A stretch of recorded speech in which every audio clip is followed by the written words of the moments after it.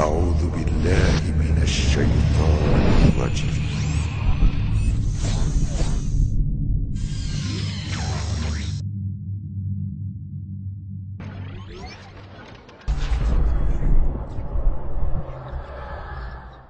الحمد لله نحمده ونستعينه ونستغفره ونعوذ بالله من شرور أنفسنا ومن سيئات أعمالنا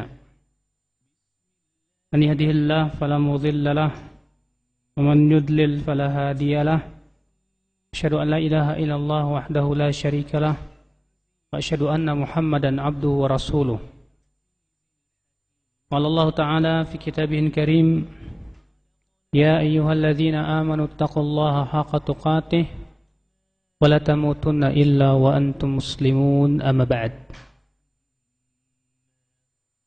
Ibu-ibu sekalian, alhamdulillah kita bersyukur kepada Allah atas limpahan karunia dan nikmat yang Allah berikan kepada kita, terutama nikmat Islam, nikmat iman, dan diberikan kepada kita kesehatan, waktu luang, dan kekuatan untuk senantiasa menuntut ilmu dan mengamalkannya. Sekarang kita masuk ke bab yang ke-164, Fadlu man mata lahu auladun sighar. Keutamaan orang yang ditinggal mati oleh anak-anaknya yang masih kecil. An Anas radhiyallahu anhu qala qala Rasulullah sallallahu alaihi wasallam: Ma min muslimin yamutu lahu thalathatun lam yablughul hinth illa adkhalahu Allahul jannah bifadli rahmatihi iyyahum. Muttafaqun alaih. Rasulullah sallallahu alaihi wasallam bersabda, tidak ada seorang pun muslim yang ditinggal mati oleh 3 anak yang belum balik, kecuali Allah akan masukkan ia ke dalam surga dengan keutamaan rahmatnya, kasih sayang dia kepada mereka. Dikeluarkan oleh Imam Bukhari dan Muslim. Hadis ini, ibu-ibu sekalian, kita ambil faidah. Yang pertama, kata Syekh Salim, auladul muslimina fil jannah li'annahu yab'ud anna Allah yaghfiru lil aba' bifadli rahmatihi lil abna wa la yarhamul abna bal kitabullahi natiqun bidzalik. Qala ta'ala: walladzina amanu wattaba'athum dzurriyyatuhum biimanin alhaqna bihim dzurriyyatahum. Faedah yang pertama, kata beliau, bahwa anak-anak kaum muslimin semuanya di surga. Ya, anak-anak kaum muslimin yang kemudian meninggal dunia sebelum anak-anak kaum muslimin yang meninggal sebelum mereka balik, itu semua mereka di dalam surga.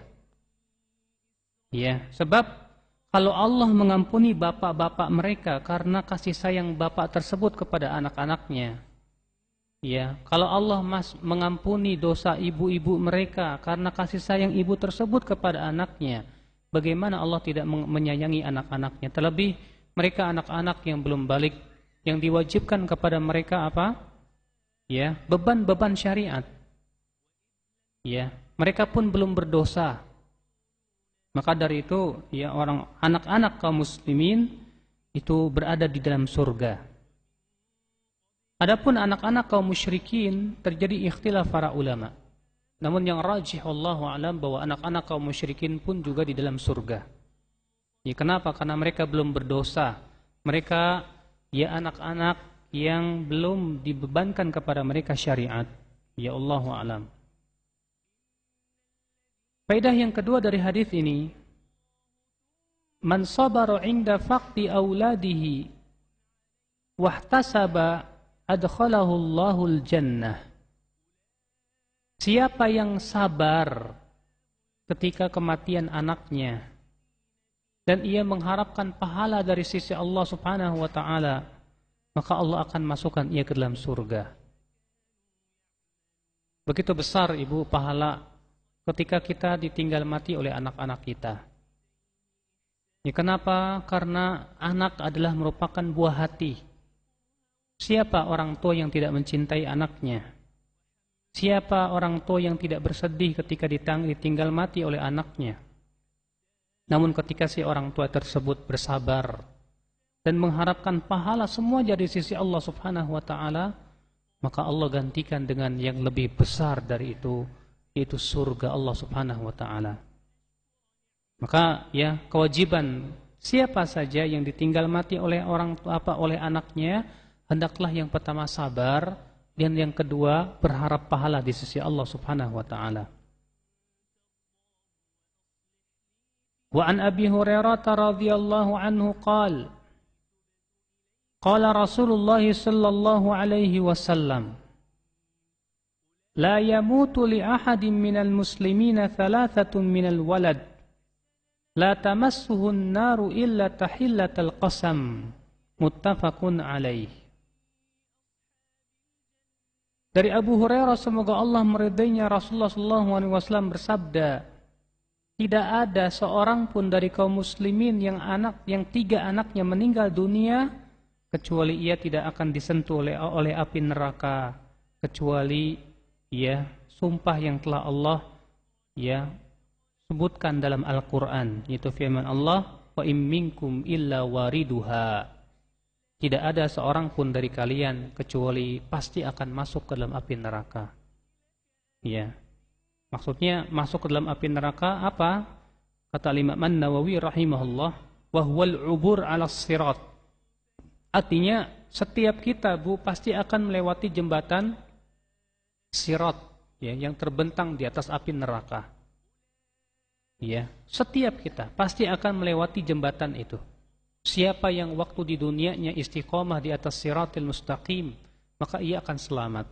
Tapi siapa yang tidak istiqomah, siapa yang waktu di dunianya dia tidak istiqomah dalam meniti jalan as-sirat, maka pada waktu itu ia pun akan termasuk orang-orang yang ya tidak dapat melewati jembatan sirat kelak pada hari kiamat. Hadis ini ibu-ibu sekalian kita ambil faidah yang pertama, bayanu fadlis sabr indal musibah wa talabul iwad minallahi subhanahu wa ta'ala. Penjelasan tentang keutamaan sabar ketika ditimpa musibah. Ya, ketika musibah menerpa kehidupan seorang muslim, maka ya kesabaran itu adalah merupakan perkara yang paling baik. Bukankah Rasulullah SAW bersabda, wa ma utiya ahadun ata'an awsa'a wa khairun wa awsa'a minas sabr. Tidaklah seseorang diberikan, kata Allah, sebuah pemberian yang lebih baik dan lebih luas dari kesabaran. Ya. Kesabaran ibu mendatangkan 3 perkara. Ya, ketika kita sabar menghadapi musibah, menghadapi berbagai macam bencana yang menimpa kita, ya ketika kita bersabar, maka Allah akan berikan kepada kita 3 perkara. Apa saja? Yang pertama, pujian dari Allah, salawat dari Allah. Yang kedua, rahmat, kasih sayang dari Allah. Dan yang ketiga apa Bu? Hidayah. Allah berfirman, wa basyiris sabirin alladzina idza asabatuhum musibah qalu inna lillahi wa inna ilaihi raji'un ulaika alaihim salawatum min rabbihim wa rahmah wa ulaika humul muhtadun.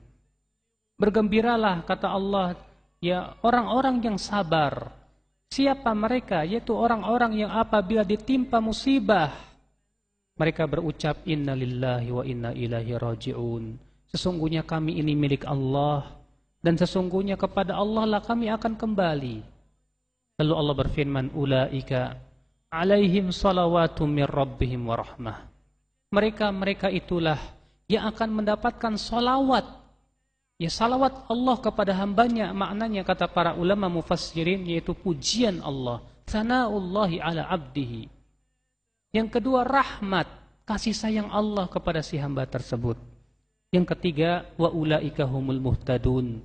Mereka itu orang-orang yang mendapatkan hidayah dari Allah Subhanahu wa taala. Subhanallah. Makanya Ibu, ya, musibah yang menimpa kehidupan seorang mukmin itu bukan untuk menghinakan seorang mukmin, la. Musibah itu tiada lain adalah untuk memuliakan dia, untuk mengangkat derajatnya, mengampuni dosanya. Yang mendatangkan berbagai macam insyaallah, ya, sesuatu yang lebih baik di belakangnya. Bukankah Allah berfirman, fa inna ma'al usri yusran, inna ma'al usri yusra. Sesungguhnya bersama kesulitan itu akan ada kemudahan. Bersama kesulitan itu akan ada kemudahan, kata Allah Subhanahu wa taala. Maka seorang mukmin, Ibu, ketika melihat musibah, ia adalah merupakan perkara yang menggembirakan hatinya. Kenapa demikian? Karena ia tahu musibah itu mengampuni dosa-dosanya. Karena ia tahu bahwa musibah itu akan mengangkat derajatnya. Iya. Itulah, Bu. Karena memang ya, kehidupan seorang mukmin tuh, Bu, nggak bakalan sepi dari musibah, Bu. Cobaan itu pasti menerpa setiap orang yang mengucapkan dirinya beriman, pasti itu. Bukankah Allah berfirman, Alif Lam Mim, ahsiban nas ayyutraku ayyaqulu amanna wa hum la yuftanun. Alif Lam Mim, apakah manusia mengira dia akan dibiarkan kami beriman sementara ia tidak diuji? Tidak mungkin. Orang yang mengatakan dirinya beriman pasti diuji oleh Allah. Walaqad fatanna alladhina min qablihim falaya'lamanna alladhina sadaqu walaya'lamanna al-kadhibin. Lalu Allah menyebutkan apa hikmah ujian itu, Bu? Sungguh, kata Allah, kami telah menguji orang-orang sebelum mereka. Dengan ujian itu kami mengetahui siapa yang memang jujur imannya dan siapa yang dusta keimanannya. Kehidupan mukmin, Ibu, tak akan lepas dan tak sepi dari musibah dan cobaan. Makanya Rasulullah SAW memberikan perumpamaan seorang mukmin itu seperti apa? Kakhamatiz zar', seperti pohon padi. Tidakkah Ibu lihat pohon padi? Ketika angin bersepoi, ia akan merunduk.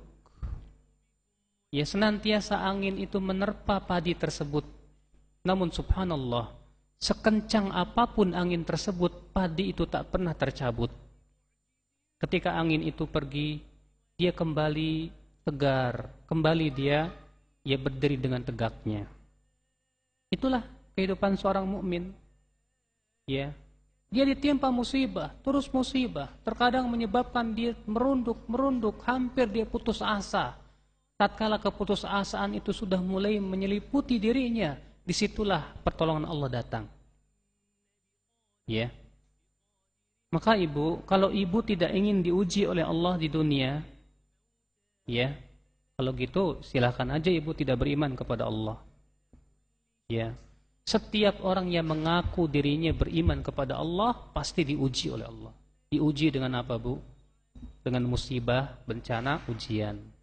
Dengan apa, Bu? Dengan perintah, larangan, apalagi? Ya, ujian. Dengan apa lagi? Dengan kesenangan. Ya, diberikan harta yang melimpah ruah, ujian buat dia apakah dia mau bersyukur atau tidak. Semua hidup di dunia kita ini ujian, ya ujian. Maka dari itu, ya kewajiban kita, Ibu, ketika kita ditimpa musibah, kita sabar. Ketika kita ditimpa kesenangan, kita bersyukur kepada Allah. Makanya Rasulullah SAW merasa kagum dengan kehidupan seorang mukmin. Beliau bersabda, ajaban li amril mu'min, inna amrahu kullahu khair. Sungguh sangat mengagumkan kehidupan seorang mukmin itu, kata Rasulullah. Sesungguhnya urusan kaum mukminin itu semua baik. In asabathu sarra syakar. Kalau ia ditimpa kesulitan, kalau dia ditimpa kemudahan, dia bersyukur. Fakana khairallah, maka itu menjadi kebaikan buat dia. Wa in asabathu dharra sabar. Kalau dia ditimpa kesulitan, dia bersabar. Ya, fakana khairallah, jadi kebaikan buat dia. Makanya subhanallah, Bu, ya, kita bersyukur kepada Allah, Bu, dijadikan kaum mukminin mukminat. Kita ditimpa kesenangan, kita bersyukur jadi kebaikan pahala. Kita ditimpa musibah, kita bersabar jadi kebaikan pahala. Bayangkan orang yang tidak beriman, Ibu, diberikan kesenangan oleh Allah, hakikatnya apa? Istidraj, sedang diulur oleh Allah.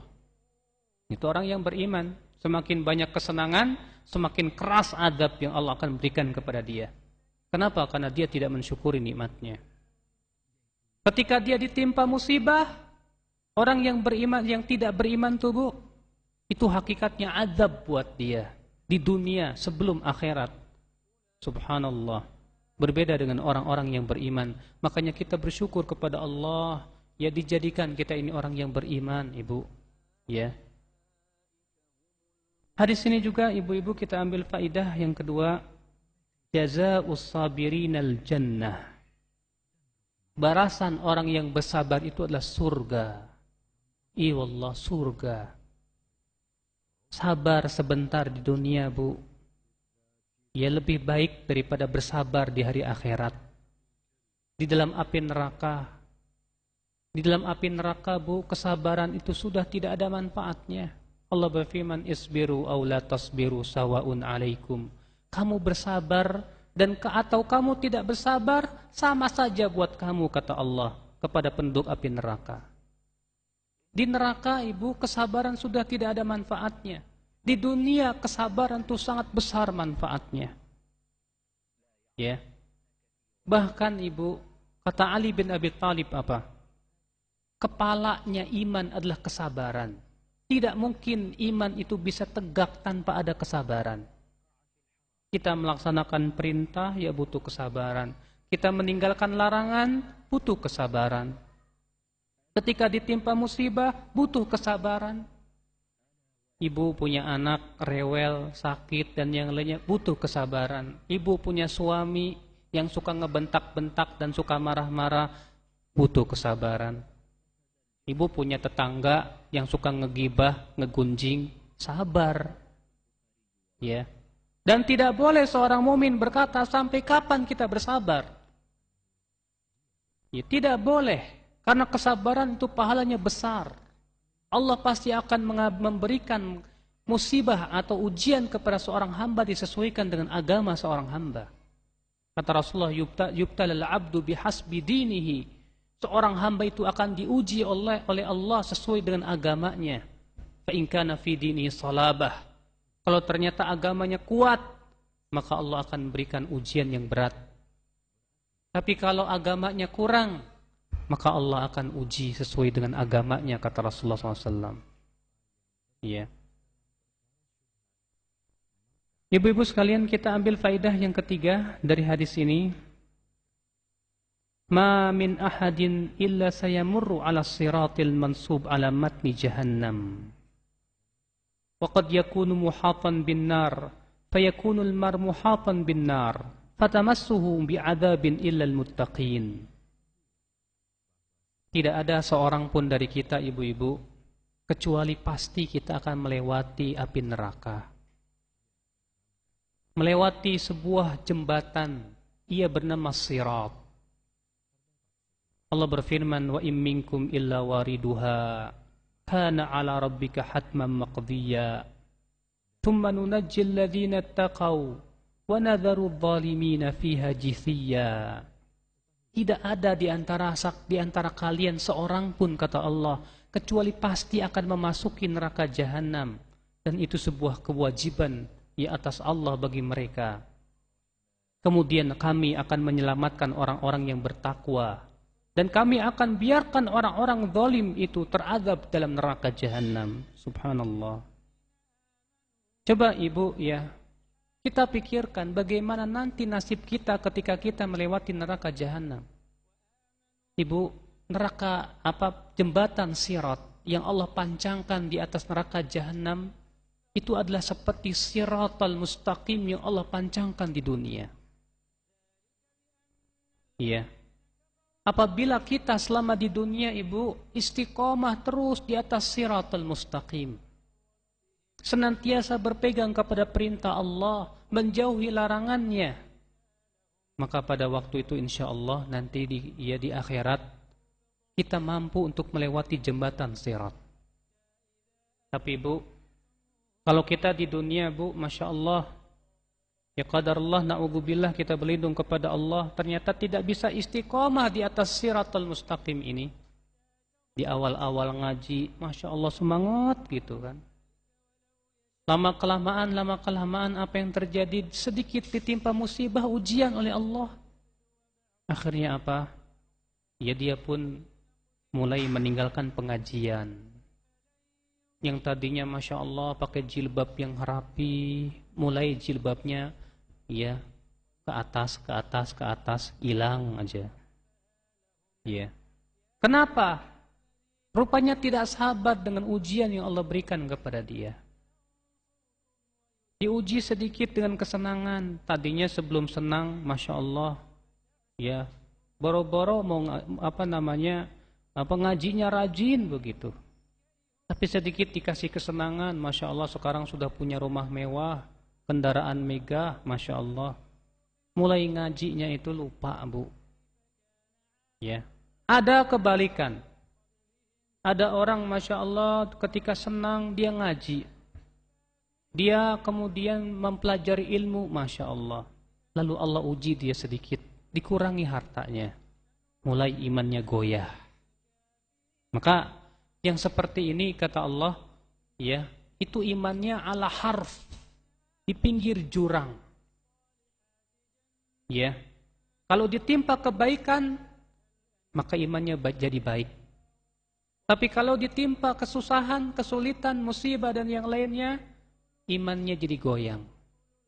Kita berlindung kepada Allah, jangan sampai kita punya iman seperti itu. Itu mempengaruhi kelak, Bu, ya ketika kita melewati jembatan sirat. Kalau waktu di dunia terkadang kita maksiat, terkadang istiqomah lagi, maksiat lagi, istiqomah lagi, ya syukur-syukur matinya di atas ketaatan gitu kan. Maka ketika dia melewati jembatan sirat demikian pula. Terkadang dia tertelungkup, ya terkadang dia tersengat api neraka. Terkadang ia berjalan lagi terus terseok-seok, akhirnya selamat juga. Ya mudah-mudahan kita termasuk orang-orang yang selamat lah, Bu. Yang penting selamat buat kita. Ya.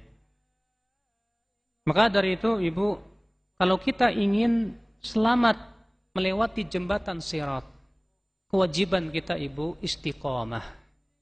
Istiqomah di atas kebenaran, di atas sunnah, di atas as-siratal mustaqim yang senantiasa kita mohon kepada Allah, ihdinas siratal mustaqim. Ya Allah, berikan hidayah kami kepada jalan yang lurus. Ya. Kita lanjutkan, wa an Abi Sa'idin Al-Khudri radhiyallahu anhu qala, ja'at imra'atun ila Rasulillah sallallahu alaihi wasallam faqalat, ya Rasulullah, dhahaba ar-rijalu bihadithika faj'al lana min nafsika yawman na'tika fihi tu'allimuna mimma 'allamaka Allah. Qal ijtami'na yawma kadha wa kadha. Fajtama'na fa'atahunna an-nabiy sallallahu alaihi wasallam fa'allamahunna mimma 'allamahu Allah. Thumma qala ما منكن من امرأة تقدم ثلاثة من الولد إلا كانوا لها حجابا من النار. فقالت امرأة واثنين؟ فقال رسول الله صلى الله عليه وسلم واثنين. متفق عليه. Dari Abu Sa'id Al-Khudri, semoga Allah meridainya, bahwa ada seorang wanita datang kepada Rasulullah dan berkata, wahai Rasulullah, para lelaki itu telah pergi membawa hadis-hadismu, ilmumu. Maka tolonglah ya Rasulullah, jadikan buat kami suatu hari saja, agar kami para wanita khusus berkumpul, ya, mendatangi engkau dan engkau pun mengajarkan ilmu yang Allah ajarkan kepada engkau. Maksudnya si wanita ini minta waktu khusus pengajian akhwat gitu loh, Bu. Ya, kajian ibu-ibu. Maka Rasulullah SAW bersabda, kalau begitu berkumpullah pada hari ini dan itu. Lalu mereka pun berkumpullah. Lalu Nabi SAW mendatangi mereka Dan disebutkan dalam satu riwayat bahwa ya mereka berkumpul di rumah ya seorang sahabiat. Maka Rasulullah SAW pun mengajarkan kepada mereka ilmu yang Allah ajarkan kepada beliau. Kemudian Rasulullah bersabda, tidak ada seorang pun dari kalian wahai wanita yang ditinggal mati oleh 3 orang anaknya kecuali akan menjadi hijab dari api neraka. Lalu seorang wanita berkata, bagaimana kalau ya yang meninggal itu 2 anak, hai Rasulullah? Itu ibu tolong anak-anaknya bu, ya dilarang bu, jangan ribut gitu. Bagaimana kalau ya anak yang meninggal itu 2 orang, hai Rasulullah? Maka Rasulullah bersabda, 2 orang juga bisa menjadi hijab dari api neraka. Hadis ini ibu, kita menunjukkan yang pertama, jawazu talabin nisa minal alim an yu'allimahunna syariah. Bolehnya para wanita minta kepada seorang alim, seorang ustadz, untuk mengajarkan mereka tentang syariat Islam dan mengkhususkan suatu hari untuk para wanita khusus buat mereka. Ya, alhamdulillah di Indonesia ini, terutama di Jabotabek ini menjamur ya kajian-kajian ibu-ibu. Jadi hari-hari tertentu, dan ini ternyata sudah dahulu para sahabat minta kepada Rasulullah SAW ya supaya apa? Supaya mereka bisa berkumpul dan mereka pun bisa mengambil ilmu dari ilmu yang Allah ajarkan kepada Rasulullah SAW. Maka dari itu ya adakan kajian khusus akhwat atau ibu-ibu itu penting ya.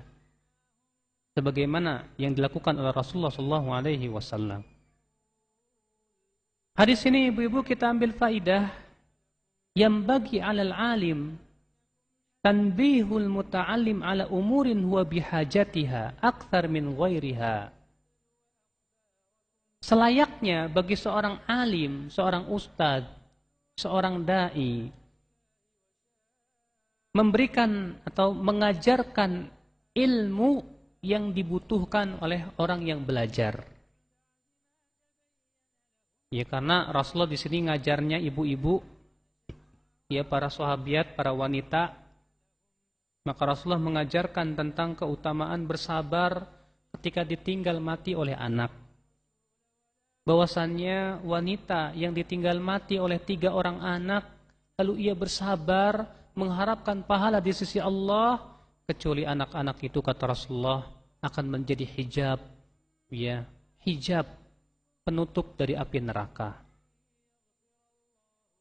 Maka ibu, ya kenapa Rasulullah mengkhususkan para ibu-ibu ya tentang masalah ini? Karena kalau ayah biasanya lebih kuat bersabar. Tapi kalau ibu, yang namanya ibu kan biasa hidupnya dengan anak, kemana-mana sama anak, ya terasa sepi kalau anak itu tidak ada. Bagaimana kalau ternyata si anak itu meninggal dunia? Pasti yang lebih sedih adalah ibu daripada bapak. Ya bapak kan mungkin dia sudah terbiasa pergi ya dari keluar rumah, cari nafkah sana sini. Mungkin waktu bertemu dengan anak, ya seorang bapak itu lebih sedikit dibandingkan dengan ibu. Kalau ibu setiap jam, setiap menit ya bersama anaknya. Ya kalau ternyata anaknya qadarullah meninggal dunia, tentu yang paling sedih adalah seorang ibu. Ya, maka Rasulullah SAW mengajarkan bahwasanya wanita mana saja yang bersabar ketika ditinggal mati oleh anaknya, maka ia akan menjadi hijab dari api neraka. Ya. Hadis ini juga ibu-ibu kita ambil faidah ala 'idhamil musibah yakunul ajru. Pahala itu disesuaikan dengan besar kecilnya musibah. Semakin berat musibah, semakin besar pahalanya. Semakin ringan musibah, semakin ringan juga, semakin kecil juga pahalanya. Ya. Tapi ingat, ibu jangan mengharap-harapkan ditimpa musibah berat. Ya Allah, kasih saja saya musibah ya Allah, biar engkau ampuni dosa saya. Jangan bu. Ya, nanti Allah kasih musibah beneran, terus ibu nggak sabar gimana? Ya. Terus gimana dong Ustadz?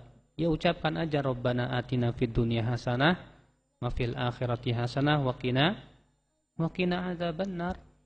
Ya, kita mohon kepada Allah di dunia kebaikan, ya, di akhirat juga kebaikan. Itu yang kita mohon kepada Allah Subhanahu wa taala. Bab selanjutnya, bab al-buka wal khauf 'inda al-murur bi kuburil zalimin wa masari'ihim wa izharul iftiqar ila Allah taala wa tahdhir min al-ghafla an dzalik. Bab menangis dan takut ketika melewati kuburan orang-orang yang zalim dan tempat-tempat diadabnya mereka, dan memperlihatkan rasa butuh kita kepada Allah serta mewaspadai jangan sampai kita lalai dari itu.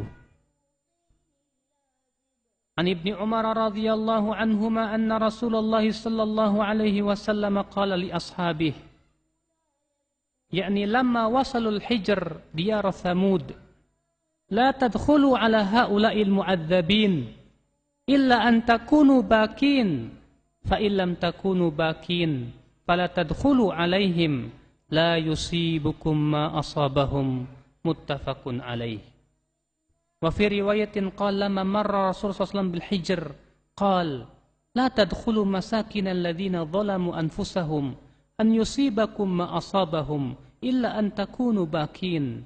Thumma qanna'a Rasulullah sallallahu alaihi wasallam ra'sahu wa asra'a as-sayra hatta ajaza al-wadi. Dari Ibnu Umar, semoga Allah meridainya, Rasulullah sallallahu alaihi wasallam bersabda kepada para sahabatnya ketika mereka telah sampai Hijr. Hijr itu ya pedesaannya kaum Tsamud yang diadab oleh Allah. Rasul bersabda, jangan kalian masuk kepada orang-orang yang diadab itu kecuali dalam keadaan kalian menangis. Kalau kalian tidak bisa menangis, jangan sekali-kali kalian masuk kepada mereka, supaya tidak menimpa kalian apa yang menimpa mereka. Dalam satu riwayat yang lain, hadis ini diriwayatkan Bukhari dan Muslim, bahwa ketika Rasulullah SAW melewati Hijr itu yaitu sudah saya sebutkan tadi, ya pedesaannya Tsamud, beliau bersabda, jangan kalian memasuki tempat tinggal orang-orang yang dizalimi itu, yaitu orang-orang yang zalim tersebut, supaya tidak menimpa kalian apa yang menimpa mereka, kecuali kalau kalian dalam keadaan menangis. Kemudian Rasulullah SAW pun menutup kepalanya dan mempercepat perjalanannya sampai meninggalkan perkampungan Tsamud tersebut. Hadis ini Ibu kita ambil faidah. Yang pertama, al-buka'u yab'atsu 'ala at-tafakkur wal i'tibar.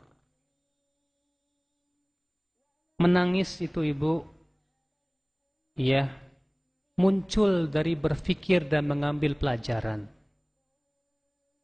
Artinya Bu, kita kalau melewati suatu tempat yang diadab, yang pernah diadab oleh Allah, hendaknya kita ini berpikir itulah akibat daripada balasan buat orang-orang yang mendustakan ayat-ayat Allah. Maka hendaknya kita menangis. Iya. Maka dari itu ya, kalau kita sengaja pergi, yuk kita kunjungi wisata ini deh, wisata katakanlah misalnya wisata ibroh, pengambilan pelajaran katanya. Pergi kemana? Ya ke tempat pedesaan Tsamud, mau ngelihat-lihat. Ya, kita katakan tidak boleh. Kenapa demikian? Kecuali kalau kamu masuk dalam keadaan menangis dan kemudian mempercepat perjalanan.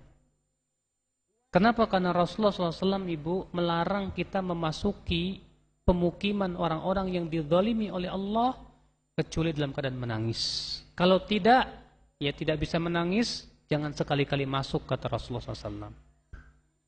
Ya, tapi ini kan cuma mau mengambil ini aja. Pengen lihat bagaimana bukti-bukti sejarah. Kita katakan, apa Anda tidak beriman dengan Al-Quran? Sudah cukuplah. Allah mengabarkan tentang kabar mereka. Bukankah sunnah Rasulullah SAW lebih baik untuk kita ikuti? Maka hendaknya kita ya lebih mengamalkan sunnah Rasulullah. Ketika kita melewati suatu tempat yang diadab oleh Allah, maka lebih baik, maka ya ini adab-adabnya Bu. Yang pertama, kita melewat dalam keadaan ya menangis. Yang kedua, segera kita mempercepat perjalanan kita. Hadis ini ibu-ibu, kita ambil faidah yang kedua. Man la ya'tabir bimithli hadha yadullu ala qasawati qalbihi wa adami khushu'ihi. Siapa yang tidak mengambil pelajaran dengan bukti atau dengan adanya orang-orang yang diazab oleh Allah, itu menunjukkan hatinya itu sudah keras. Ya. Justru ibu, ketika kita melewati tempat yang diadab oleh Allah, seharusnya kita menghadirkan bagaimana Allah kuasa untuk mengadab diri kita. Maka pada waktu itu kita pun berpikir kalau kita seperti mereka, maka nasib kita pun akan sama, akan ditimpa musibah yang menimpa mereka, adab yang akan menimpa mereka. Maka dari itu, ya inilah seharusnya kita berpikir bahwasanya Allah Maha Kuasa atas segala sesuatu. Ya, banyak ibu kaum muslimin atau manusia di dunia ini, dia berani berbuat kemaksiatan. Ketika dia berbuat maksiat, dia tidak merasa diazab oleh Allah. Kok saya berbuat maksiat tenang-tenang saja ya? Hati-hati. Ya kalau ibu-ibu diberikan nikmat akibat maksiat yang kita lakukan, itu hakikatnya Bu, kita sedang diistidraj, diulur oleh Allah Subhanahu wa taala biar tambah keras azabnya. Makanya Rasulullah bersabda apa Bu? Idza ra'aita, kalau kamu melihat ada orang yang Allah berikan nikmat akibat kemaksiatannya, kata Allah, maka itu hakikatnya dia sedang diulur oleh Allah. Allah berfirman dalam surat Al-An'am, falamma nasu ma dzukiru bih fatahna alaihim abwaba kulli syai' hatta idza farihu bima utu akhadnahum baghtah fa idzahum mublisun. Ketika mereka sudah melupakan ajaran yang Allah ingatkan kepada mereka, ya mereka sudah sudah meninggalkan pelajaran-pelajaran, sudah meninggalkan ajaran-ajaran Rasulullah. Apa yang terjadi ibu? Kami bukakan pintu-pintu kesenangan, Masya Allah. Justru ketika mereka meninggalkan ajaran para nabi, mereka malah dibukakan pintu kesenangan. Sehingga apabila mereka telah bergembira, kata Allah, dengan apa yang diberikan kepada mereka, sekonyong-konyong adab itu menimpa mereka. Masya Allah, ya makanya kalau kita berbuat maksiat, tapi kok duit kita tambah banyak, kenapa ya? Maka itu hati-hati ibu. Ya, kalau kita berbuat maksiat malah dikasih nikmat oleh Allah, tandanya Allah sedang mengulur kita biar tambah sesat. Ya. Segera kita istighfar kepada Allah, mohon ampun kepada Allah. Segera kita tinggalkan maksiat-maksiat itu. Hadis ini ibu kita ambil faidah al-hathu ala muraqabatillahi azza wa jal. Anjuran untuk senantiasa merasa diawasi oleh Allah. Ingat, kemanapun kita pergi, dimanapun tempatnya, sehebat apapun dan sekuat sekokoh apapun benteng, dan ya paling aman dari tempat persembunyian sekalipun, semuanya tidak lepas dari pengawasan Allah Subhanahu wa taala. Silakan ibu cari tempat yang tidak lepas atau yang kosong dari pengawasan Allah. Di mana? Di WC, Allah melihat ibu. Ibu bersembunyi di dalam tanah, Allah mengetahui. Ibu pergi ke sebuah tempat kosong, Allah tahu dan mengawasi. Adakah tempat yang lepas daripada pengawasan Allah? Sehingga ketika kita, ibu, ya, merasa bahwa Allah senantiasa mengawasi diri kita, disitulah, ibu, seharusnya kita hadir, ya, bagaimana keagungan Allah Subhanahu wa taala. Mungkin ada orang kalau ditanya, kamu yakin enggak ketika kamu berbuat maksiat Allah melihat kamu? Yakin. Kenapa kamu berbuat maksiat? Iya. Kenapa kamu berbuat maksiat? Kamu meyakini bahwasanya Allah Subhanahu wa taala melihat kamu? Kenapa kamu berbuat maksiat? Jawabannya cuma satu. Karena keagungan Allah telah hilang di hati kita. Ketika Allah agung di hati kita dan hati kita merasa bahwa Allah Maha Kuat dan mampu untuk mengadab kita sekonyong-konyong ketika kita berbuat maksiat, pasti kita akan tinggalkan maksiat itu. Tapi ketika Allah itu tidak lagi agung di hati kita, ibu, Allah terasa remeh di hati kita, disitulah kita berani berbuat maksiat kepada Allah Subhanahu wa taala. Iya dan billah. Ya, kita berlindung kepada Allah Subhanahu wa taala. Iya. Hadis ini juga kita ambil faidah az-zajru 'anis sukna fi diyaril mu'adzabin wal isra' indal mururi biha. Larangan keras tinggal di tempat-tempat yang pernah diazab oleh Allah.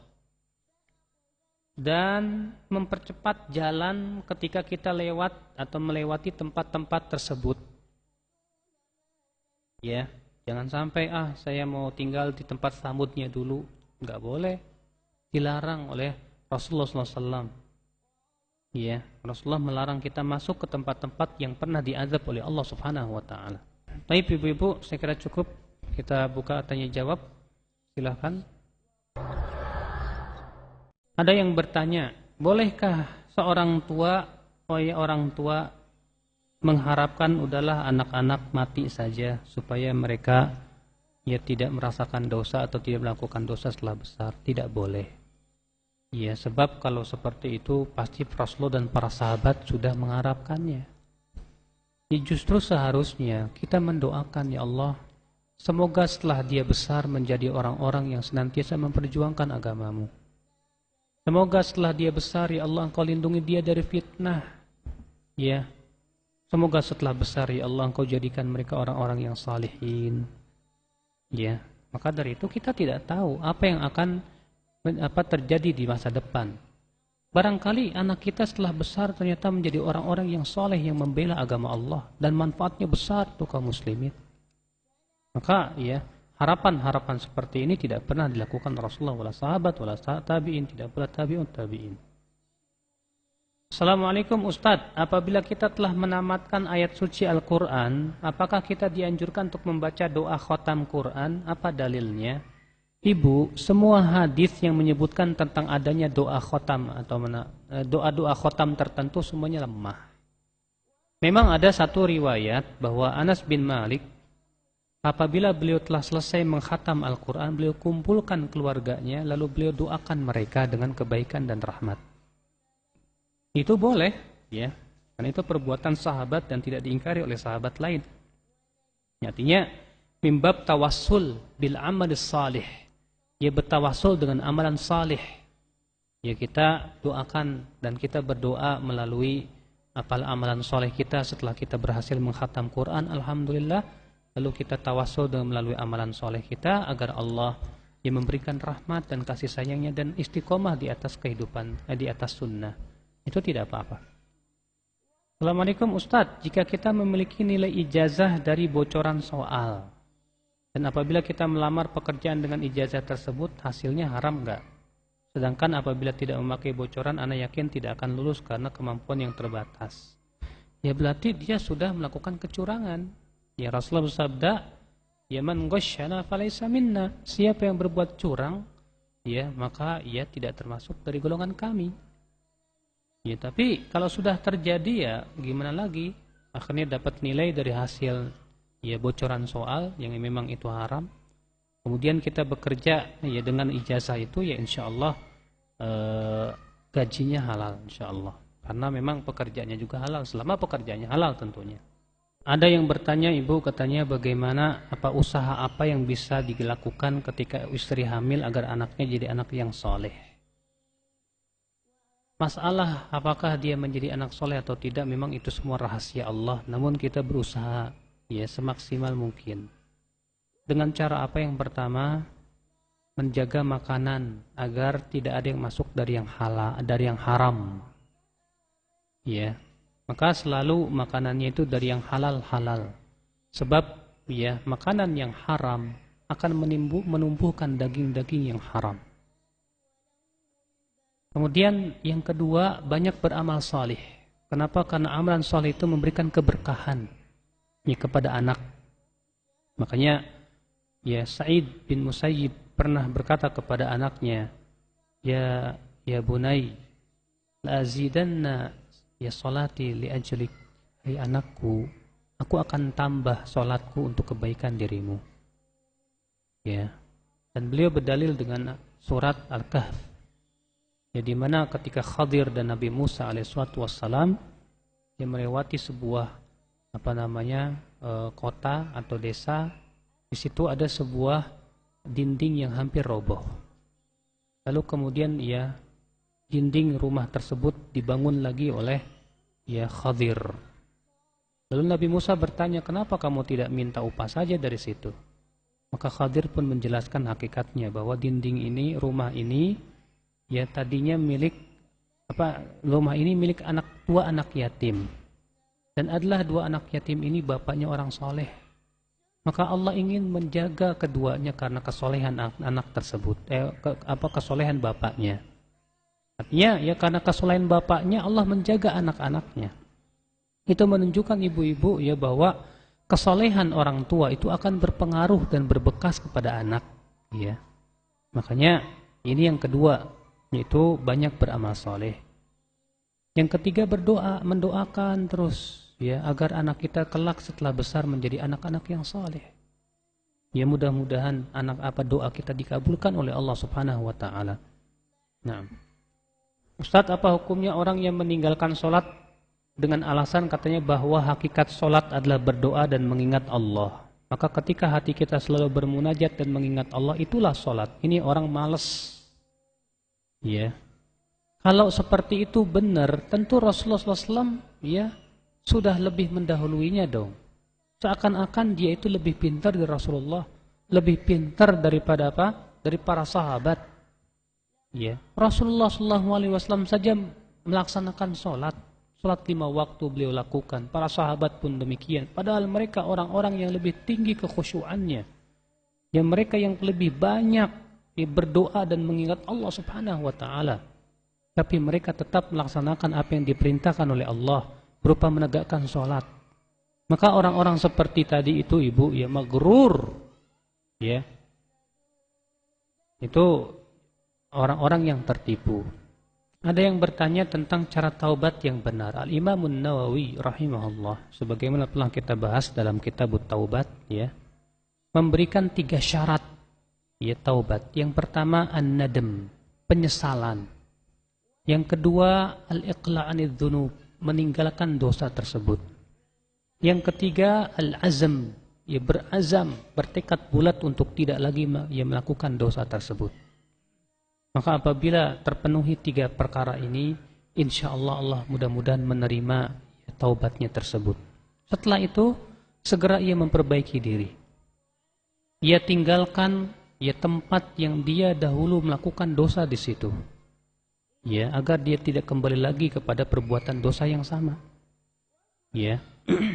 Kemudian dia terus memperbaiki diri dengan mempelajari agama Allah, kemudian beramal saleh, yaitu yang segera harusnya dia lakukan. Allahu a'lam. Apakah tanda-tanda tempat yang pernah diadab oleh Allah? Yang jelas setiap tempat yang di situ memang ya banyak kemusyrikannya, maksiatnya. Lalu kemudian Allah timpakan kepada mereka adab, ya entah itu gempa ataupun tsunami ataupun yang lain, itu tandanya insyaallah tandanya diadab itu. Ya, kalau memang di situ memang tempat banyak berbuat maksiat, ya kesyirikan dan yang lainnya. Assalamualaikum Ustaz. Waalaikumsalam warahmatullahi. Bolehkah wanita mencat rambutnya walaupun dengan merek yang islami, hinna? Boleh. Ya, tak apa-apa, terutama yang sudah punya uban. Kata Rasulullah, ghayyirus syaib. Ya, rubahlah warna uban kalian itu dengan hinna. Ya, dan Rasulullah menyuruh kita menyelisihi orang-orang ahli kitab karena mereka itu tidak mencat rambutnya. Jadi kalau ibu mencat rambut dengan henna, ya karena memang misalnya di situ sudah banyak ubannya, memang itu disunnahkan, tapi bukan untuk dipamerkan. Apakah wanita haid boleh baca Al-Quran dan berada dalam masjid untuk belajar atau mengaji haji? Ya, mengajar haji, ngaji. Yang rajih, wallahu a'lam, itu boleh. Karena pertama dalil-dalil yang mengatakan bahwa wanita haid tidak boleh tinggal di masjid, itu semuanya lemah. Tidak ada yang sahih. Ya. Demikian pula makna ayat illa abir sabil, ya kecuali sebatas melewat masjid. Itu pun juga riwayat dari ya, pendapat sahabat seperti Ibnu Mas'ud dan Ibnu Abbas ternyata juga riwayatnya lemah. Justru yang ditafsirkan oleh Ibnu Abbas ya bahwa abir sabil yaitu musafir. Demikian pula hadis-hadis yang mengharamkan wanita haid ya untuk berada di masjid itu semuanya lemah, tidak ada yang sahih, maka dikembalikan kepada pada asalnya itu boleh selama ya dijaga ya darah haidnya jangan sampai berceceran.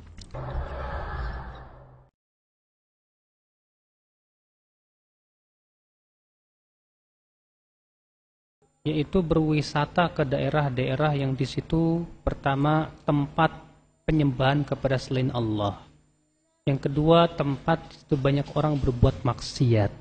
Maka ini tidak diperbolehkan seorang mukmin ya untuk berwisata ke daerah-daerah seperti itu. Ya. Sebab kenapa? Keberadaan kita di situ sama saja yang pertama menyetujui kemaksiatan-kemaksiatan yang ada di situ. Sehingga kita meramaikan tempat-tempat yang disembah padanya selain Allah. Yang dimaksiati padanya Allah. Ya, diamnya kita di tempat di situ tanpa mengingkari kemungkaran, maka itu sendiri sudah dosa bagi kita. Maka dari itu, ya, jangan sampai kita wisata ke tempat-tempat yang di situ ya disembah selain Allah, ataupun ya berwisata ke tempat-tempat yang di situ banyak orang yang memaksiati Allah Subhanahu wa taala. Ya. Maka dari itu, ya, kalau mau berwisata atau mau jalan-jalan, ya carilah tempat-tempat yang memang itu memang biasa orang di situ rekreasi dan yang lainnya. Bukan di situ sebagai tempat khusus disembahnya selain Allah. Ya, apalagi tempat-tempat yang memang terkenal di situ maksiatnya kepada Allah Subhanahu wa taala. Nauzubillah. Assalamualaikum, apakah basmalah termasuk ke dalam surat Al-Fatihah atau tidak? Terjadi ikhtilaf para ulama. Namun yang rajih wallahu alam bahwa basmalah itu ya tidak termasuk Al-Fatihah dan tidak pula masuk ayat surat-surat yang lainnya kecuali surat An-Nahl. Ya. Ini berdasarkan terjadi ikhtilaf memang dalam masalah ini apakah basmalah masuk Al-Fatihah atau tidak ya. Sebagian ulama mengatakan basmalah tidak masuk Al-Fatihah. Kenapa? Berdasarkan hadis Abu Hurairah bahwasanya Rasulullah bersabda, Allah berfirman, qasamtus sholata baini wa baina abdi nisfain. Aku membagi salat itu Al-Fatihah antaraku dan antara hambaku dua bagian. Fa idza qala abdi alhamdulillahi rabbil alamin. Apabila hambaku berucap alhamdulillahi rabbil alamin, Allah berfirman hamidani abdi, hambaku memujiku. Di situ Rasulullah memulai Al-Fatihah dengan alhamdulillahi rabbil alamin. Kalaulah ya bismillah itu termasuk Al-Fatihah, tentu ya Allah akan memulai dari bismillahirrahmanirrahim. Ya. Sementara sebagian ulama ada yang berpendapat bahwa bismillahirrahmanirrahim itu termasuk bagian surat Al-Fatihah. Ya, berdasarkan suatu riwayat bahwasanya Rasulullah SAW ketika membaca Al-Fatihah beliau membaca bismillahirrahmanirrahim. Ya. Mereka menjawab hadis Abu Hurairah bahwasannya kenapa Allah memulai dari Alhamdulillahirabbil alamin bukan dari Bismillahirrahmanirrahim? Karena ya yang disebutkan itu adalah yang dijawab oleh Allah Subhanahu wa taala. Adapun yang tidak dijawab ya tidak disebutkan. Tidak menunjukkan kata mereka bahwasanya Bismillahirrahmanirrahim itu ya tidak termasuk ya Al-Fatihah. Mereka yang mengatakan tidak masuk Al-Fatihah mengatakan tidak ada dalil yang sharih, yang tegas mengatakan bahwa Bismillahirrahmanirrahim termasuk Al-Fatihah. Ya. Maka karena memang dalam hal ini dua pendapat tersebut ya kalau kita lihat dari sisi pendalilan sama-sama kuat ya saya bertanya apa sih susahnya kita untuk membaca Bismillahirrahmanirrahim?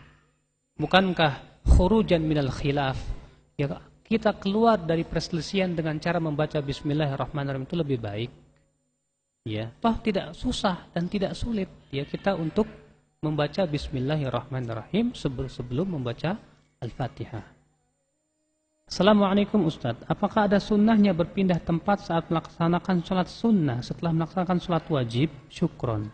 Tidak ada satupun riwayat secara marfu dari Rasulullah SAW bahwa itu dilakukan Rasul. Namun ada ya, perbuatan dari Abdullah bin Umar radhiyallahu an. Ya, maka kalau yang mau mengikuti perbuatan Abdullah bin Umar, ya silahkan. Bagaimana kalau tinggal di tempat yang di situ terkena gempa tsunami? Kita tidak tahu ini tsunami ini adab apa bukan. Ya, kalau ternyata memang adab, ya kita juga masalahnya kan ya di situ juga banyak orang-orang soleh yang kemudian terkena begitu kan. Bisa saja itu hanya sebatas musibah. Maka karena kita tidak bisa memastikan apakah itu adab, maka kita pun tidak bisa memastikan boleh atau tidaknya. Assalamualaikum Ustadz, ada hadis sebelum Rasulullah SAW meninggal dunia, Rasulullah membisikkan kepada Fatimah yang membuat Fatimah menangis dan tersenyum. Ketika yaitu berita bahwa Rasulullah SAW akan mati dan berita bahwa Fatimah akan menyusul. Apa faedah dari hadis tersebut Ustadz? Apakah bisa terjadi di zaman sekarang dikala ada dua orang yang saling mencintai karena Allah? Seperti antara suami istri atau persahabatan dikarenakan anak sangat mencintai sahabat anak karena Allah. Syukron jazakallah khairan. Yang nggak bisa dipraktikkan lah karena Rasulullah tahu diberitahu oleh Allah tentang hal-hal yang gaib. Ya, Rasulullah SAW diberitahu oleh Allah bahwa beliau akan meninggal dunia. Lah kita siapa yang ngasih tahu? Apa kita tahu yang gaib bahwa besok saya akan meninggal dunia, temanku ya selamat jalan ya saya besok mau meninggal dunia, masya Allah. Tahu dari mana?